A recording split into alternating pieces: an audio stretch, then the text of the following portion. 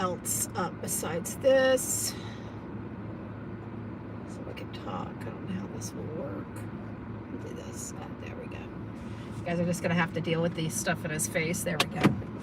All right. So I hope everybody's having a beautiful Saturday. My morning, as you guys know, I've been dealing with a whole bunch of, stuff with a lot of different, people that you guys aren't. There is some things that are coming out about what happened on September 10th. And I dropped some of that stuff this morning on a video because I'm starting to see a little clearer, because I knew that there is, we have alphabet soup agencies that we don't know about. And I know this because of my political affiliations and ties, and a bunch of, and you guys are going to hear Delilah, poor little Delilah. She's going to be crying in here. She doesn't like riding too much. So we're going for a play date. She's usually pretty good until we get close, and then she starts, howling. But we're starting to pay close attention to some of the, comparing the two cases from last year, from July of last year, and of course this year, just recently with Charlie Kirk. And we're starting to realize that these are about the same age groups, right? They're the same age groups, and they both appear to be affiliated with engineering or engineering studies. So they're very, very, very bright and smart individuals that these two people be. Both of them appear to have fairly normal lives prior to going to college. They seem to be normal people. Probably afflicted with some kind of depression or some other things that would have been noticeable in say, a questionnaire that was designed to learn about the psychology of someone. And we have a lot of those type of testing going on in our colleges without our students knowing about it. We've known about it for years. And these, as we learned with Brian Koberger, those questionnaires really do help them identify certain information. So is it possible that these people are being targeted by these left-wing scholarship programs?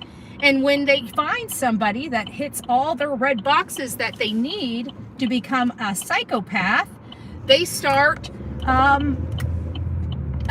getting them in the school, start getting them in these clubs, start having them go to these different sites. We're hearing that there's some communication with an Antifa-like organization on Discord. We've heard that with Crooks, as well as this Tyler Robinson kid. They're both around the same ages. They're both affiliated with some type of engineering. So we're starting to develop a certain psychological profile for the people that are carrying this out. Now, normally you would think that this is just a lone shooter, but we're starting to hear entirely too many things that, even though, yes, in factual statement, he was acting alone. Nobody else was out there with him to carry this out. He was a lone shooter. He didn't have an organization on the ground. He didn't have a getaway driver. He didn't have any of those things. But he obviously had somebody that put him up to this, that told him, you need to go here, you need to go here, drop the gun here, this will be the drop point, and we'll come and collect it so there's no evidence. Not realizing that person on the other end that was, an alphabet soup, or he was, a spy, or whatever they convinced them in their head. We're still going to find out about all that. They were carrying something out that somebody convinced them meant something. We're hearing fascism and all these left-wing talking points. So we know where the rhetoric that we've been hearing from the left is inspiring people to do this. But I do think this is a lot bigger, and I don't think this is going away, because there is something else going on behind the scenes. Now, you guys know I have high regard and high respect for Benny Johnson. I've known him over the last decade too, doing the work that I do, and have had many conversations with Benny at different events. Most notably, SAS is one of the organizations, which is Turning Point USA. SAS is Student Action Summit, okay? And they have these Student Action Summits several different places around the country for our youth to come and learn about politics, learn about faith, learn about a bunch of different stuff. But everybody wants to teach the next generation, and that's how I've met all these people, is our advocacy, my advocacy, to the next generation. And it's hard not to start seeing some noticeable characteristics, some similarities in the people that are carrying these things out. They're young, 20-something years old, that recently got a scholarship and were recently being accepted into what could possibly be engineer type programs. Is this the higher education? Are they seeking out, because let's face it, Tyler had some issues. We heard his father's a pastor and a cop, and if we were to speak frank with one another right now, we know that a lot of childhood happens because of the strictness of a pastor or preacher type of lifestyle, and the strictness of law enforcement. A lot of kids are finding themselves, they rebel. So there may be some psychological damage from a relationship with a parent or their lifestyle in general that might be playing a part in this, on the psychological testing, to identify these people, because they need to be manipulative, or manipulatable, and they need to be very smart. And they have to, like, even Thomas Crook, he wasn't really the best shooter, but something after getting into college, into his engineer program, triggered him to start going to the firing range. So this is all telling me, or at least implying to me, if I'm putting these pieces together, in my knowledge of these underbelly secret organizations within our federal government, such as the CIA being one of them, poaches these young, very smart kids from colleges. How are they? I've never thought, we've talked about it in the past, but I've never once thought in my brain, how are they identifying the ones that they want to bring over to these alphabet soup agencies? And it wasn't until Benny had that statement and, ran this little story, that a light bulb went above my head. It's got to be the scholarships. They have to be giving some type of testing, or having them write some type of essay that starts identifying these people that can be manipulated and are very, very smart. They want somebody that obviously can handle a firearm and know how to shoot it. That was the problem. Why the difference between Crook and Robinson's case is because Crook was a lousy shot. He had to train himself. Whereas you have Tyler, which was in Utah, that is a gun-toting state. There's a lot of rural areas, a lot of desolate areas, and target practice, hunting, gaming, all that stuff would be prevalent in that area. So he wouldn't really need a whole lot of training, because, like me, has probably been raised near firearms and has shot firearms since we were children. Okay? The first time I shot a firearm, I think I was 5 or 7 years old. Okay? So that's the country lifestyle in us. It's not that we're violent people or anything like that. It's just we like shooting guns. You know, we value, shooting targets and blowing up watermelons and, just doing some radical and, rad. I guess it should be rad because that's what we said back in the day. It's rad, right? We like doing radical things, but now radical is taken a life of its own and means something totally different than rad, right? It's just something bigger. I was completely wrong with my assessment. That's in part. I was completely wrong with my assessment. I thought this was a professional, which I think we're going to find out was indoctrinated into profession. But I don't think this kid could have planned this himself. Maybe he could have. I mean, he's a smart kid, right? He can figure things out. I mean, the engineer mind works just like that, and might be the reason why the engineers are targeted. We also learned from Mr. and Mrs. E that, the people that can be kind of morphed into cult-like behaviors and thoughts are more higher educated people. It's been proven. He had statistics. A lot of stuff went into the research that Mr. E did on Mr. E Crimecast. Good gracious, sorry about that.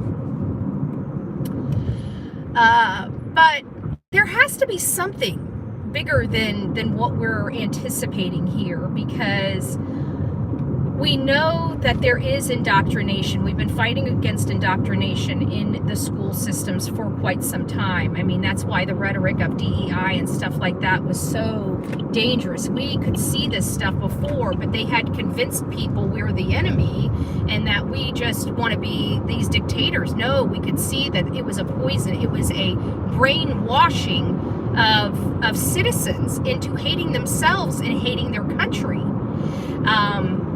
So I don't know where we go from here, but I'm glad Trump is president, because I think we're going to know more of the truth than ever before. But there's just a piece of me that keeps wondering. I mean, they have to be identifying these people somehow to infiltrate their life.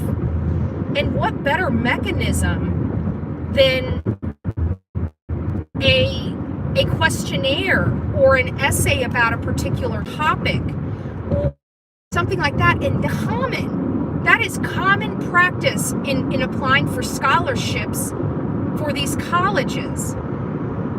So we have to really, really think. If you guys got college-age students and I would like you guys to go in and look at all of the scholarships for these college-age students. And if they give you a questionnaire or an essay topic, because a lot of students are going to be starting to look for college here soon, let's start downloading those questionnaires or those topics, and let's start looking at them and seeing if there's psychological testing being done. I'm sorry, baby. I'm sorry. You're doing so good. Yes, you are. I know you're licking your lips. She gets in the car and she gets so nervous that she starts, and getting her mouth dry. So she's licking her lips quite a bit. I can't read because I don't have my reading glasses on, but I know you guys are all here. If you guys have anything or you see anything, I mean, this is going to be the biggest story of our lifetime. Okay, I will tell you, Charlie Kirk is going to be the biggest story of our lifetime, and we need to pay attention to this on both sides of the aisle. I have been doing a lot of soul searching over this because this hurt me, as you guys can imagine, and you guys have watched and know that I'm really deeply affected by what happened. And I have to do some soul searching, because I'm angry. And for the first time, I've identified true, pure hate in my heart. And that's what the enemy wants. My faith was shaken. I will not lie to any of you guys. My faith was absolutely shaken by the pure evil of this. I had been struggling for years, despite many of you guys knowing that, because of the stuff that I personally went through. And I've been struggling for at least 2.5 years with my faith, and I've been trying to stay strong and trying to stay strong. And it's like, you know, I'm just so fed up. I'm sorry, little girl. I'm just so fed up with, you know, sometimes the answer's not coming, and I've got to, you know, I've prayed for something. Something's got to give. Something's got to change. I never envisioned those prayers were going to be something this massive. But this massive display of pure evil, I think, is what the world needed to finally see in order to correct their own evil in their heart. And I have to think that there is a big, not just a silver lining, compound baby, not just a silver lining, but a big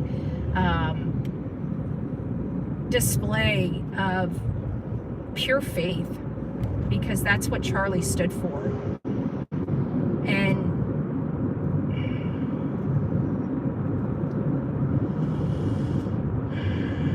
I can tell you that there's hardly a Christian I know that is that type of Christian. He was everything that was good and pure. Did he make mistakes? He's not, you know, of course he did. He was a human being.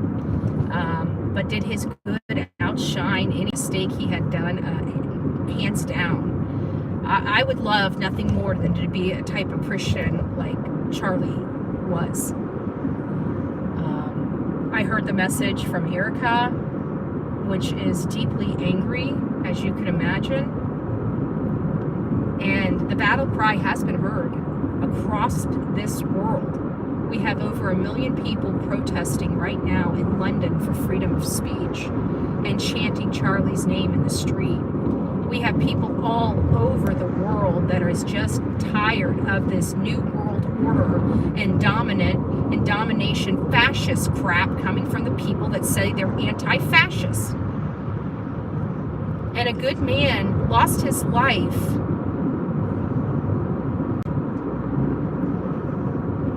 and people just don't understand because they didn't pay attention. They didn't know who he was. They heard the crap on the news and took it as the gospel. And we're going to put a stop to that right now. I can guarantee everything, after all the calls I have been on for the last 3 days, it's over. It's done. We're no longer going to accept it. We have all band together. We're firing people by the droves. Over 1,000 people have lost their jobs. We're going to continue our pursuit in holding people accountable for their disgusting, evil behavior. And when I tell you there are thousands of us, I don't even believe that scratches the surface, because I've been on the phone, I've been in group chats with hundreds of people. At this point, thousands just from the people I know. There is no unity with evil. None. And a line was crossed that cannot be uncrossed. And we are going to have to do it as faithfully as possible. We are not the party of violence by any stretch of the imagination. We are the party of faith and action. And the best way I can honor Charlie the best is remembering the goal in mind. And it's faith, action, and our words. Now we're going to start hooting and hollering. We're about to make the turn. All right, you can go. You can go. Ready? Hold on, we have to make the turn. She's not ready yet. I got to get into the neighborhood. I know. We're almost ready. We're almost ready. Ready? Ow, ow, ow! Ow, ow, ow! Ow! Ow, ow, ow! Ow! We're going to go see Bandit! We're going to go see Bandit! We're almost to Laura's! Ow, ow, ow!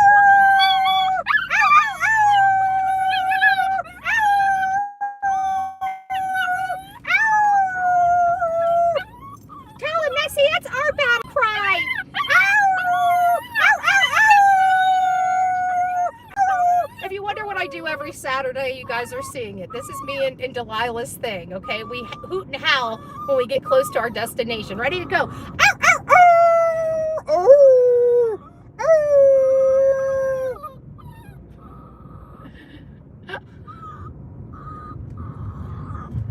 right, guys. Well, now that you guys got to hear our hooting and hollering, I am just absolutely beside myself with everything. Thank you. I know I stopped sooner than you did. Now that we're here, I've just, I'm angry, and I don't think that anger is going to leave me anytime soon, but I have to take that anger and put it into the right stuff, just like everybody else. We got to practice what we preach over here on this channel.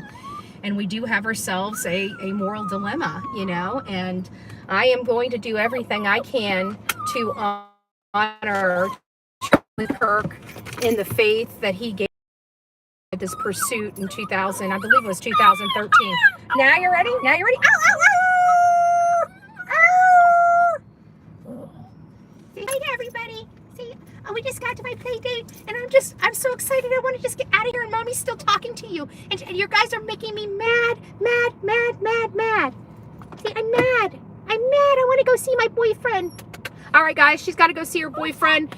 We're going to get back on track, but it's, I have officially made some decisions for the next 4 years. We're going to be keeping this. We are a true crime channel, but I am officially opening a new YouTube channel specifically for taking our country back. So hopefully when I get it all set up, you guys will be willing. We're going to be running shows at least once a week on the topics, the political topics of the week. And we're just going to start out with one show a week. And that's where we're going to go. But that's my advocacy. I'm not going to let Charlie's name die in vain. I'm not going to let the sick SOBs take him from the world and not hear the wrath of us. And we are going to do this faithfully. We're going to do it respectfully. And we are going to honor the heck out of Charlie Kirk. All right, guys, I love you. God bless you. And we'll see you soon.